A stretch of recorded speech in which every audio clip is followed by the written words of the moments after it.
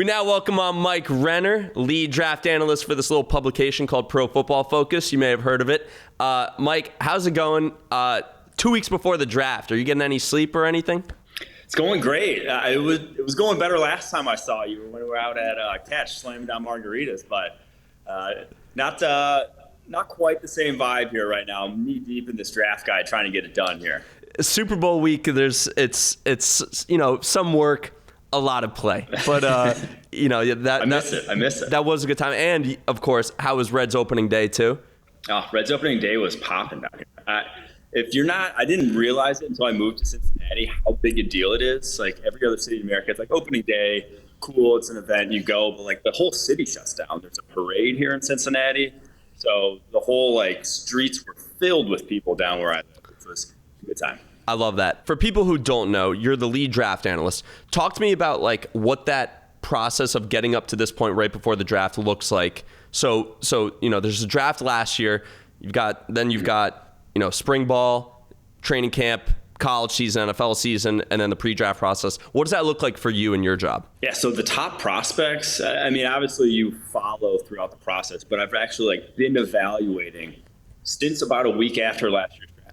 So, that's when I first started watching guys like Malik Willis in depth, guys like Kayvon Thibodeau. This is kind of the silly season now where we're not getting any new information. So if you hear new stuff, it's either smoke from teams or smoke from someone trying to posture for the draft. Do you think of yourself as more of an NFL analyst or a college analyst? Because you're seeing how these pieces would fit in the puzzle, the NFL puzzle, but you're really watching a lot of mostly college tape and you're around college programs a lot. That's the thing. And I think a lot of the draft coverage that gets lost is the NFL fits. I feel like draft analysts really just focus on the players themselves. Yep. And lose the sort of how guys will translate or where they'll fit in NFL schemes and so you have to do both. And to me, I focus more NFL, truthfully. It's an interesting point when you talk about fit because it drives me nuts when GMs get up there on the podium and say, we're just going to take the best player available, which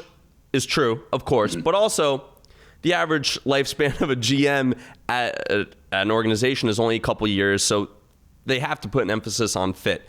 How much do you weigh both when you're looking at your draft prep? We are aligning it as if every guy's going to go to the perfect scheme fit for them. So it's hard to do, and we do it in this sort of theoretical realm outside of the NFL. So it's kind of dumb to do, but basically just saying that and it's something we have to say a lot. For certain teams, a guy like Sauce Gardner, the cornerback from Cincinnati, he might be the cornerback one. For other teams, Trent McDuffie, the Washington corner, might be cornerback one. It really does depend on where a guy goes. Malik Willis, Kenny Pickett, clearly the top two quarterbacks. If they were to go in last year's draft, where would they fit in last year's draft class? Because that's a draft class I think most people are very familiar with at this point. Obviously, a pretty deep draft class with so many quarterbacks taken in the first round. Where would they have fit in last year's class for some perspective? All five quarterbacks in last year's class that went in the first round. So that'd be Trevor Lawrence, Zach Wilson, Trey Lance, Justin Fields, and Mac Jones. Yep. Would have been higher on the PFF draft board than any of those quarterbacks. So it's a clear second tier. Now, I think someone like a Malik Willis could have snuck in there ahead of maybe a Mac Jones for a team, chasing upside. So you think if Malik Willis was in last year's draft, Mac Jones would have gone ahead of him? I think so. If it's the Patriots, for sure. They're taking Mac Jones over Malik Willis. Do you see two teams that are particular fits for those two guys? The one I keep going back to with Kenny Pickett is Carolina. And just from what they look for, so the comp for Kenny Pickett in the PFF draft guide is Sam Darnold. Oh, boy. And it's if the Panthers are willing to give up a second and a third for Sam Darnold, who looked like ass in the NFL. Yes, he They're did. going to see Kenny Pickett's last season and say, this is the guy. So they obviously have a type that they will go for, and Kenny Pickett is that type. So that's the fit I see. Malik Willis is more GM's going to have to fall in love, and really it only takes one, and he's very easy to fall in love with. I do think Dan Campbell, I don't know if you've heard his comments recently about what he's looking for in the quarterback or what a quarterback needs to do, and he emphasized explosive plays from the quarterback position, a guy who can create on his own. You're talking about a guy who can create on his own. It's class. That's all he did at Liberty. Will there be over under 1.5 QBs taken in the top 10? I still say over. It's the desperation. It's like if you are Detroit, if you are Carolina, it's just like selling your fan base. How do you sell excitement with Sam Darnold again? How do you sell excitement with Jared Goff again? It's at the end of the day, that's a big part of keeping your job as a GM or head coach is selling. Is actually making money for your owner. So. Which is a bummer because I asked you that same question in LA because I have a bet with my buddy over under 1.5 QBs and you said under, and I'm feeling good about that for the last 3 months. Now you're here telling me it's going to go over. They shouldn't go. There shouldn't be though. Man, I'm in trouble. I really hope it's not, but my gut tells me that. Not great. I'm still feeling okay with it because I agree there's a certain level of desperation, but I think all it takes is one GM, but also neither of these guys are top 10 draft picks. Like we'll see. I agree. I saw that you said edge rusher is the deepest position in this year's draft class. Of course, headlined by Thibodeau, but who are 2 or 3 other guys that you think are kind of flying under the radar? Maybe even if not under your radar, but at least the mainstream radar. I think the guy that needs more love in this class is George Karlaftis, the Purdue defensive end. He was the only guy on Purdue. Every single team that went against Purdue knew that they had to block him and still couldn't. He had a top 5 pass rushing grade in this class last year per the PFF grading system. He's young, just turned 21. He's an explosive athlete, and like the work ethic, the whole like backstory of this guy. He was on the Greek national water polo team as casual. A kid. He got an apartment right next to the Purdue facility, specifically so that he could work out as much as humanly possible. Like all of the coaching staff there raves about just what this guy is capable of. And, that's not the case about every guy. As much as we like to think that these guys live and breathe football, so many guys do not. And when you are ticking all those boxes in terms of production, athleticism, and then you add that work ethic to it, I just think it's a super high floor. Water polo is one of those sports I said those guys are probably some of the best athletes in the world because you're treading water the whole time. So, if I'm a GM, you're I hear also the guy's a psychopath for doing it. You're a complete psychopath. Yeah. If I hear that a guy's playing water polo, that's a guy who's probably who can survive a 2-minute drill on the defensive line. This is another deep wide receiver class, but it's also pretty top heavy. Who are your top 3 wide receivers, and maybe give us an order too? The order right now, I think the top 3 is pretty clear in my opinion. I think it's Jameson Williams is wide receiver 1, Drake London from USC is wide receiver 2, Garrett Wilson from Ohio State is wide receiver 3. Now, the order, I think those are the clear tier, but the order, if you want to have them mishmashed in that, I'm not really going to argue with you because they're all vastly different skill sets. Jameson Williams is your speed, your home run hitter. Like he is 4.3, 4.2, whatever. He's going to outrun whoever is lined up across from him. Drake London is your big power forward, quite literally played guard at USC his freshman year on the basketball team, has really only been focusing full-time on football this past year because obviously he had played basketball as a freshman, then COVID as a sophomore. This is only a year with a full offseason, and he turned into the best wide receiver in college football from a production standpoint before he broke his ankle. Just not speed guy, not going to get open down the football field. And then Garrett Wilson is your do-it-all, line him up everywhere. He's going to get open. Probably the most just like talented receiver of the bunch. Has speed, has separation ability, just doesn't have size. He's 6'1", 183.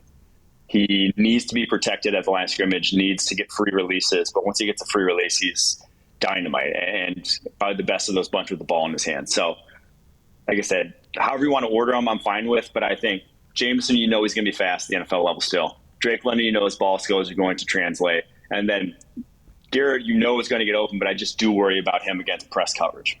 I think Chris Olave would like a word with you too. Olave I just think he's limited. So the biggest worry I have with Olave is he broke, I believe, 8 tackles his entire collegiate career. And now some of that's like he's getting targeted down the football field, but like with the ball in his hands, he can't create. He's not a creator.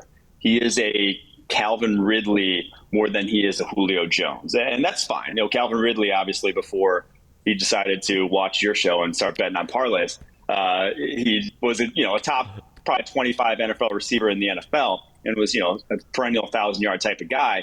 But I just think those other guys, the Garrett Wilson, Jameson Williams, and Drake London, they offer what could be a wide receiver 1 pump them targets sort of skill set that I'm not sure Olave quite does. How many wide receivers do you see going in the first round? A lot, honestly. I think a lot of people have sort of changed their tune on wide receivers after seeing what the Bengals did with their receiving core, what Vikings, the Bucs did with their receiving core.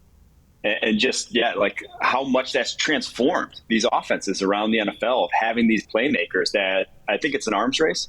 And I think you'll see, so those three, Chris Olave, and I think two more. So what does that bring me to? 6. I think 6 go in the first round, if not 7. I think it's going to be a lot of wide receivers in the first round.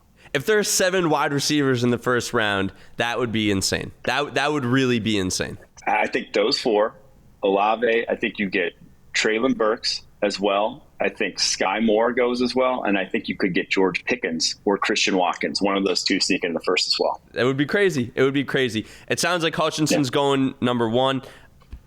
Is he a worthy number 1 pick, or is he just the best in this year's draft class? Like, where do you see his ceiling a couple years down the line, or a ceiling or floor?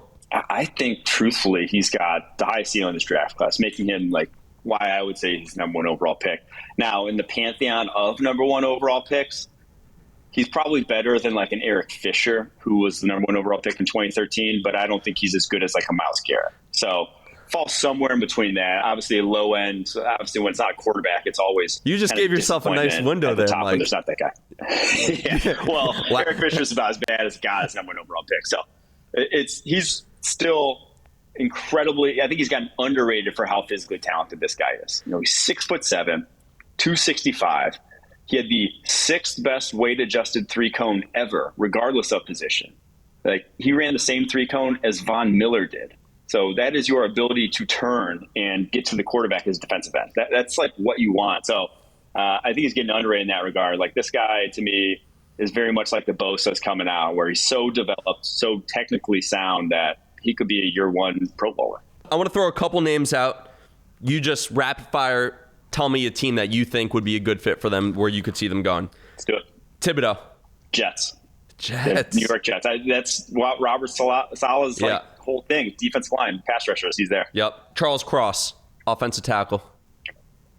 Giants. Now we're talking. They have to get better there, and he's the best year 1 pass protector in my opinion. I could see him sliding right into right tackle first year. Garrett Wilson. Go Commanders. I think Commanders at 11 is a good fit. They need that skill set in their offense. Man, him on one side and Terry on the other. Terry, yeah. I mean, they still don't have a quarterback, but hey, it would be a nice start for them. We'll stay with Ohio State. Chris Olave. Chargers. I think that's one of the best fits in the draft.